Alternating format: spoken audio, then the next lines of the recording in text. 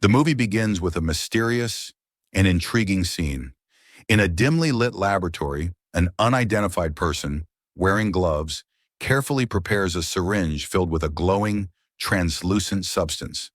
The person then injects the substance into the yolk of an egg, placed meticulously in a transparent glass dish. The camera zooms in slowly, capturing the subtle tremor of the yolk as it begins to react. Its vibrant orange hue shifts and shimmers under the light, almost as if it's alive. Then something extraordinary happens. The yolk stretches unnaturally, before splitting into two identical halves. The two yolks sit side by side, pulsing faintly with the glow of the injected substance. The screen fades to black, leaving viewers with a sense of curiosity and anticipation about what is to come. The next scene takes us to the bustling Hollywood Walk of Fame. The streets are alive with activity, tourists snapping photos, street performers drawing crowds, and vendors hawking souvenirs. Workers are busy polishing a newly installed star, its golden surface shining brightly in the sunlight. The name Elizabeth Sparkle is engraved in bold letters, a tribute to the actress who once captivated audiences around the world. Elizabeth herself is shown in a flashback, a vision of youthful glamour. She stands in a dazzling gown, surrounded by adoring fans, vying for her autograph. Her radiant smile and confident demeanor make her the epitome of Hollywood royalty. However, as time passes, the scene transitions. The once vibrant star on the Walk of Fame grows dull, collecting dust and grime. Tourists walk past it without a second glance.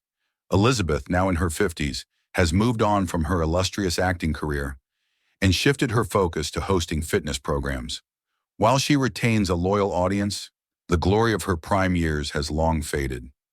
One day, while filming an episode of her fitness show, Elizabeth finds herself needing to use the restroom. She walks briskly to the women's restroom, only to be stopped by a maintenance worker who informs her that it is out of order. Frustrated but undeterred, she heads to the men's restroom instead. As she washes her hands, she overhears a conversation from one of the stalls. It's her producer, Harvey, speaking on the phone. His voice is clear, and his words pierce through the air like daggers. The show needs a fresh start. We need someone younger, vibrant, and more appealing to the audience. Elizabeth has had her time, but it's clear we need to move on. Elizabeth freezes. The weight of his words is almost unbearable. For a moment, she stares at her reflection in the mirror, her own eyes tired yet defiant. Her mind races, thoughts spiraling in every direction. Quietly, she leaves the restroom. Her hands are trembling, unable to steady themselves. Later that day, Harvey invites her to lunch. Sitting across from him at a trendy restaurant, she musters the courage to confront him. "Harvey, I heard what you said earlier.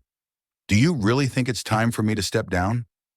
Harvey hesitates, his expression a mixture of discomfort and guilt. "Elizabeth, you're a legend. No one can take that away from you. But the truth is, the audience wants someone they can look up to, someone younger. It's not personal, it's just business."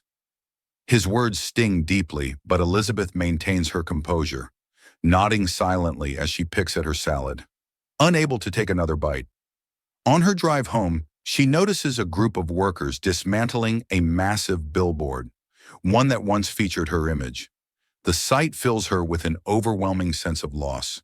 Distracted and emotional, she swerves her car and crashes into a streetlight.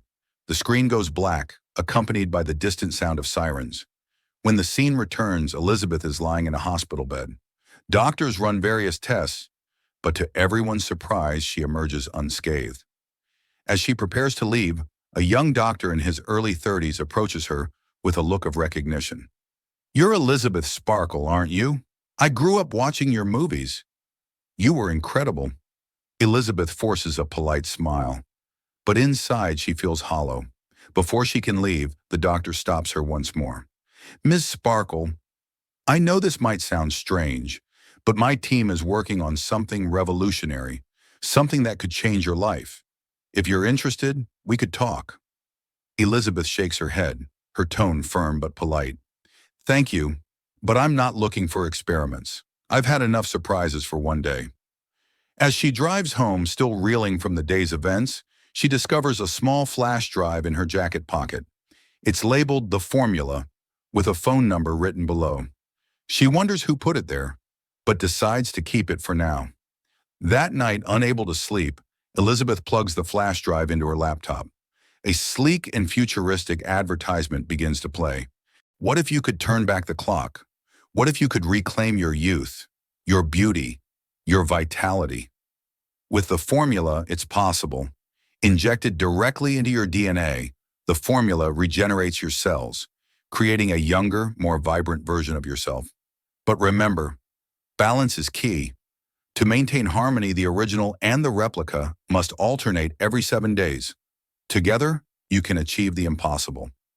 Elizabeth leans back in her chair, staring at the screen in disbelief. The idea seems absurd, almost too good to be true.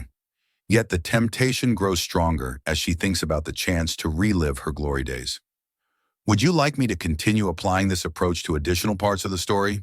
Or is this sufficient for your project?